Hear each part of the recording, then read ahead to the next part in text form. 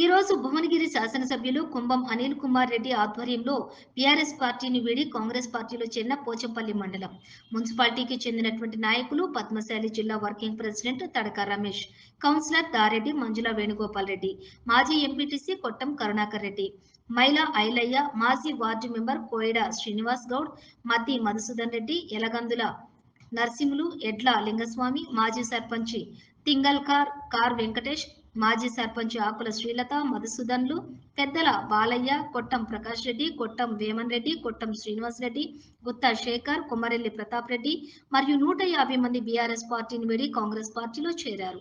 ఈ కార్యక్రమంలో పాల్గొన్న మండల పార్టీ అధ్యక్షులు పాక మల్లేష్ యాదవ్, పట్టణ అధ్యక్షులు భారత లవకుమార్, బ్లాక్ అధ్యక్షులు తడక వెంకటేష్, జిల్లా రైతు సంఘం అధ్యక్షులు మర్రి నరసింహారెడ్డి, జిల్లా నాయకులు రాఘవరెడ్డి, మధుసూదన్ రెడ్డి, మోహన్ రెడ్డి పాల్గొన్నారు. దాదాపు 3 నెలలు గడిచిపోయింది. కాంగ్రెస్ ప్రభుత్వం వచ్చింది. సరే, ఈరోజు ముఖ్యమంత్రి రేవంత్ రెడ్డి గారు, గౌరవ ముఖ్యమంత్రి గారు కూడా ప్రజాపాలనలో భాగంగా 6 గ్యారెంటీల్లో మరి అత్యధిక గ్యారెంటీ ఇచ్చి ప్రజలు అందరూ హర్షించేలాగా కార్యక్రమాలు చేసుకొని ప్రభుత్వం ముందుకు పోతుంది. సరే, ఈ ప్రోగ్రాంల ఒకటి రాజకీయమైన అవసరాలు కూడా ఉంటాయి. అందులో భాగంగా ఈరోజు నిన్న మనం చూస్తున్నారు, ఈ రాష్ట్రంలో కూడా ఇప్పుడు మొత్తం ప్రజలు బుద్ధి చెప్తే కూడా టీఆర్ఎస్ వాళ్ళు ఇష్టం వచ్చినట్టు మాట్లాడే పరిస్థితి ఉన్నది.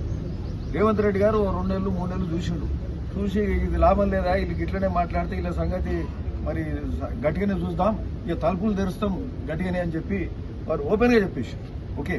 సరే, అందులో భాగంగా ఈరోజు రాష్ట్రంలో అగ్రనాయకత్వం, అగ్రనాయకులు ఏ పార్టీలు ఉన్న వాళ్ళు కూడా కాంగ్రెస్ పార్టీ పట్ల ఆకర్షితులై కాంగ్రెస్ పార్టీలో చేరుతున్నారు.